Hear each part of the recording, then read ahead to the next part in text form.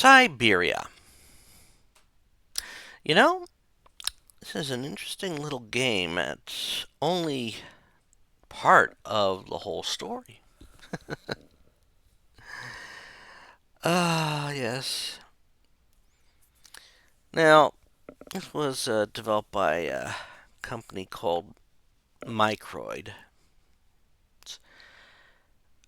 And it was released in, I think it was released in 2002.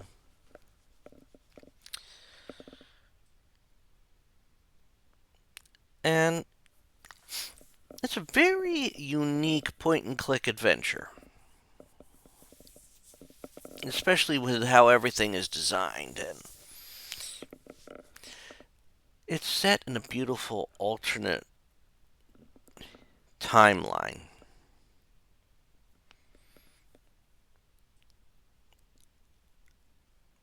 And its story really starts out surprisingly unique. I mean, it opens literally with a funeral procession done by automatons. And we are introduced to the main character of this story, a lawyer named Kate Walker.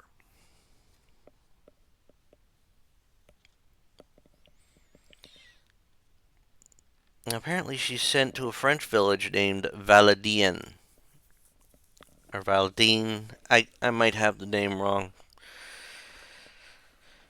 I always get these accents wrong when it comes to other languages, so please forgive me. You see, there is a corporate deal in the works for a toy company to purchase the automaton factory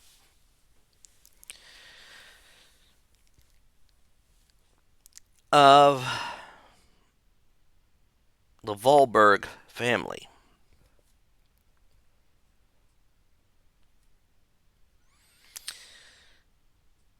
You see, the factory is very well known for making automatons, which is very, very amazing given that this is done with clockworks and springs.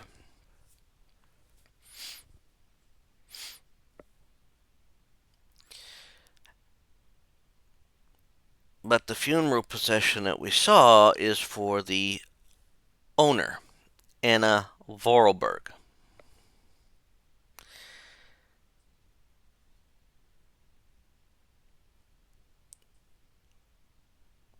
We also find out that there has been a long time secret in the Vorarlberg family that Anna was not the last surviving member of it, that she is survived by her brother, which technically means he is the new owner of the factory. This means they have to locate him so that the purchase of the factory could go through.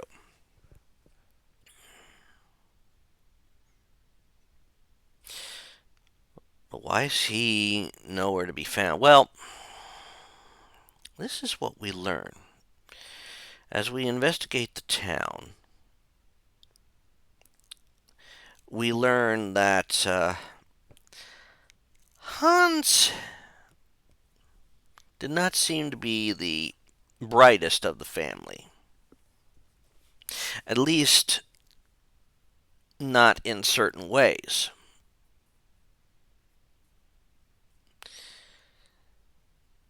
So his death was faked.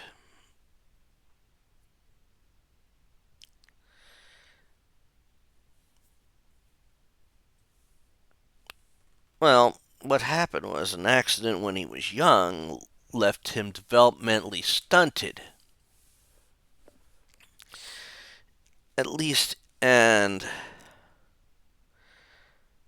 mentally handicapped. He has an obsession with mammoths, but he is like a savant when it came to making automatons.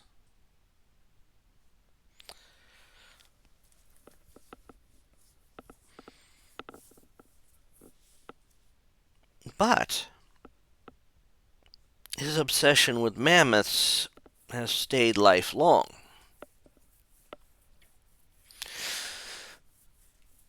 So now what we are in is a very difficult scenario. Kate must locate Hans Vorarlberg to get his signature on the sale.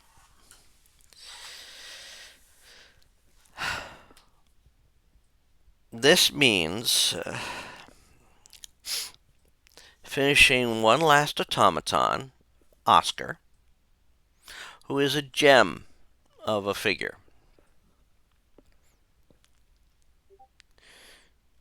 It makes you really feel surprised that these things are not supposed to have an emotion, but it seems they do, to a degree.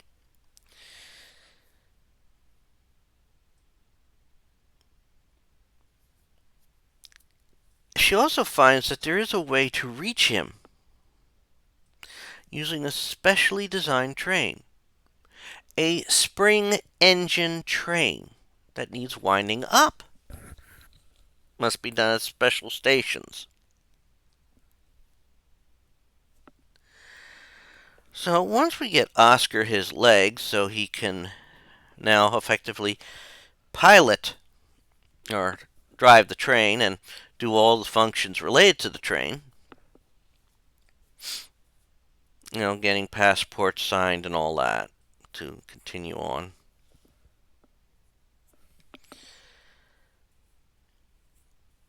We have move on in our search for Hans.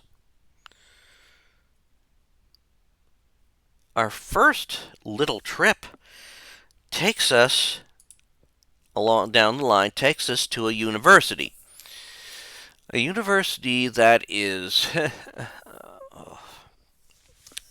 their train station has become a sanctuary for birds, rare birds, and rare plants, some too. You see, and of course the college, the rectors of the college, having discovered a train has now arrived in their station, they want that train out of the station. We can't get out of the station because it ran out of power and it needs to be moved to where the power winding station is.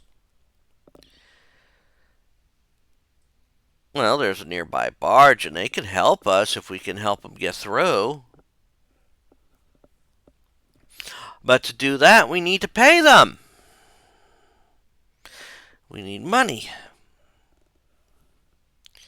How we get money? Oh, well, maybe we could fix this automated bandstand that's in the center of the college courtyard.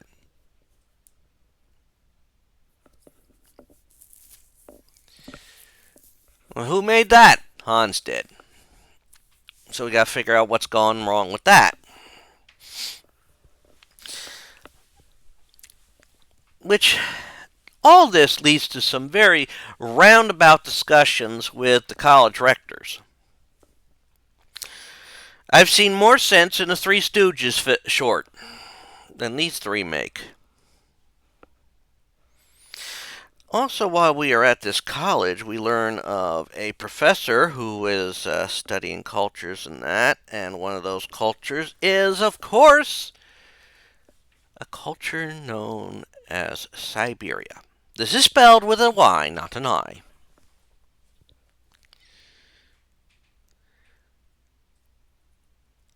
And they were apparently ones who domesticated mammoths. That they now live on like an island separate from most of the continent.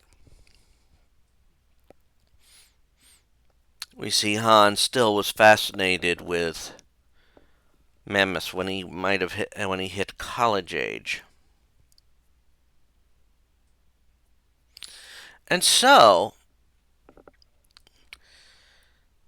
we have to go through a whole rigmarole to literally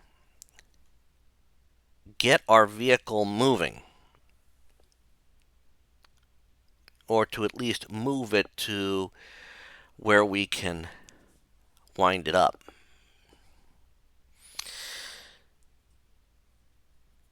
Once we get that done, and of course attend a little lecture, which is very interesting, we now have to move out to the next area. But, well, the gate guardian will not do that because he sees in it there is an enemy watching, waiting.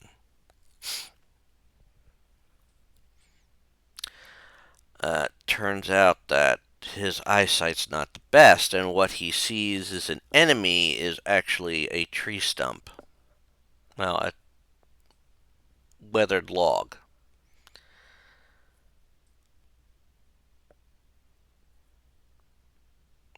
So, what do we do?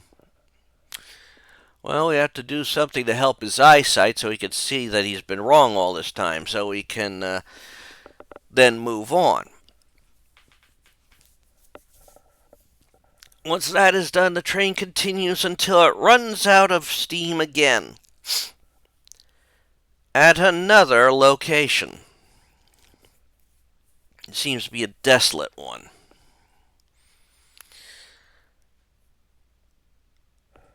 It seems that it is the remains of an old mining town, a mining factory. And so, as we are doing everything to wind up the train to get going, well, someone, the director of the place, has snuck aboard, has stopped or restrained Oscar and stolen Oscar's hands.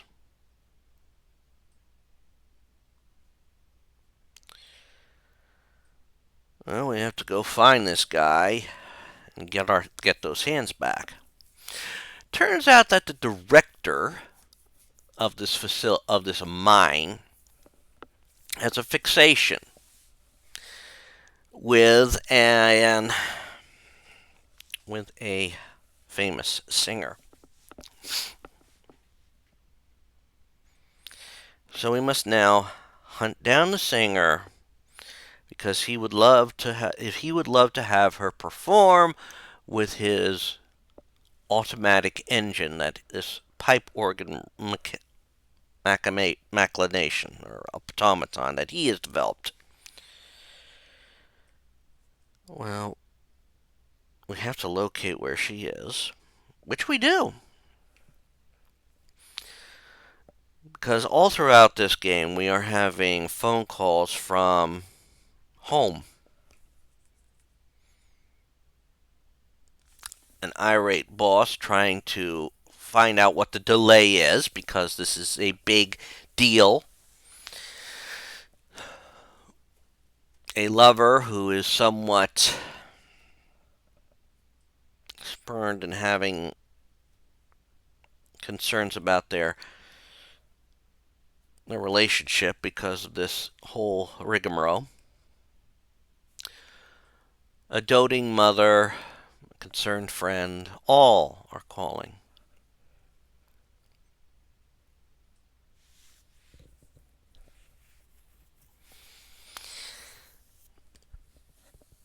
Now, it's true then we find where to find, possibly a place to find this diva, which is an old resort area. Apparently she's been living there all this time. Of course, to get there we can't use the train. We have to use another method. There's an automatic air vehicle that will take you there. The thing is, to get going, you have to get the help of the local soldier there, who has some serious misgivings about the director. Calls him a nut. He's right.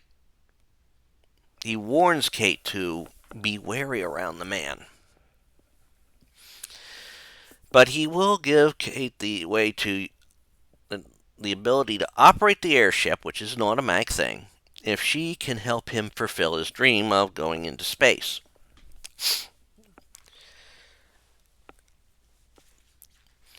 It was also another thing designed by Hans Vorarlberg.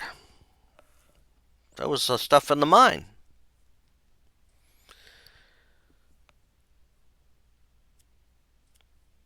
Now, as we get all that together, things at home start apparently heating up. I mean, Kate gets a call from her friend who's like, "You're going to be mad at me. You're going to be mad at me. Please, just say you'll be mad at me." Turns out her friend slept with her boyfriend. Which sort of also leads to Kate thinking more about the situation back at home. Because as she's been doing this whole adventure, she's been enjoying it.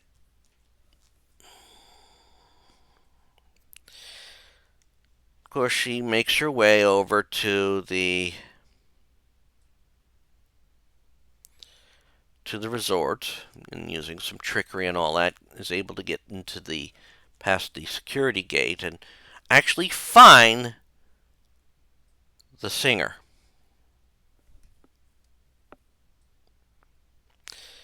Turns out she's lost a little confidence in herself. But when Kate explains the situation and also explains she's looking for Hans Vorarlberg, the singer is ready to agree to help her. Though she needs something to restore her voice. A special cocktail that was designed by somebody else. Once she has her voice back, we are able to take her to this director who shows his true colors then because of his crazy obsession. So we have to, basically turn the tables on him. So we can, 1, get the hands we need, 2, get back to the train, 3, escape using various things and explosives and all that so that the train can take us back to the resort.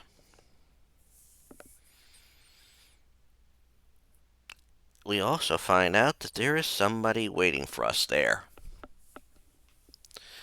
Someone who left a package, especially for Kate Walker.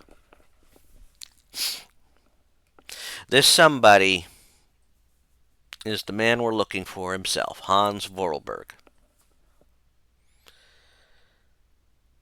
who is still searching for the mammoths. He's an old man now, and he willingly signs away the factory. He could care less. Kate gets the signature. Kate could return home. Hans has invited her to join him on his journey to find the mammoths.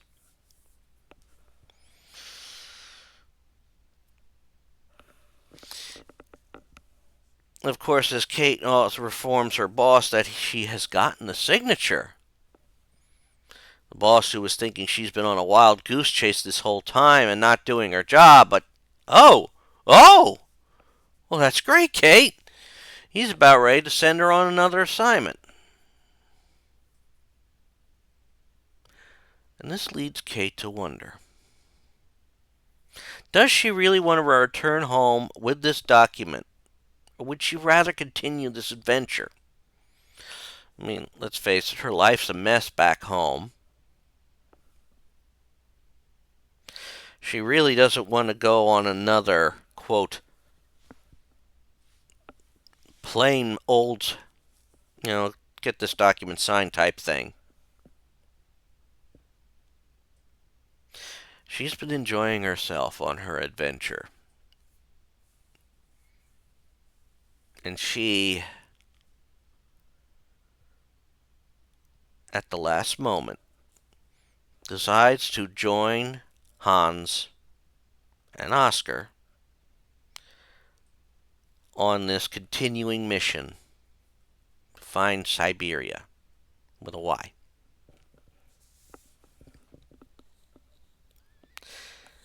This is a very fun game. And its story, it ends with, letting you know if you want to begin on Syberia 2.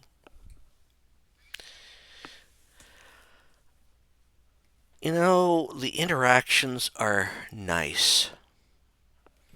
You run into people who maybe they are savants. You run into people who have dreams. You run into people who can be idiots. But never once do you have a well, feeling of desperation until close to the end.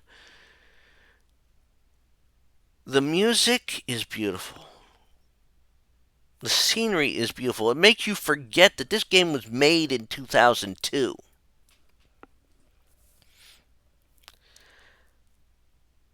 It is remarkably well done for a game of that time. The search drives you. The search calls to you. It's no wonder why this is just the start of a series. A true start to the series, because there is a quote game that is set before this and set in the same universe. In fact, there are nods to it.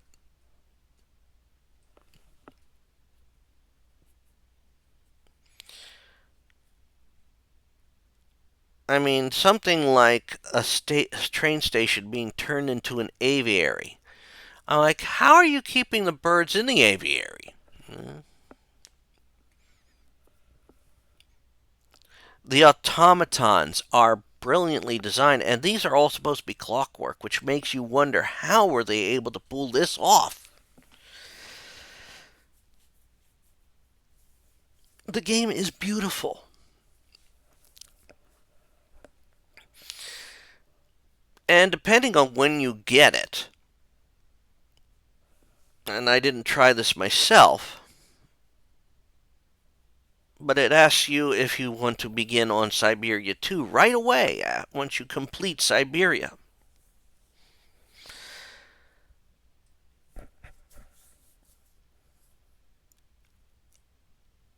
It's a beautiful game. Even if you, I think even if you're not necessarily a fan of point and clicks, this one will captivate you because it's so rich in its lore.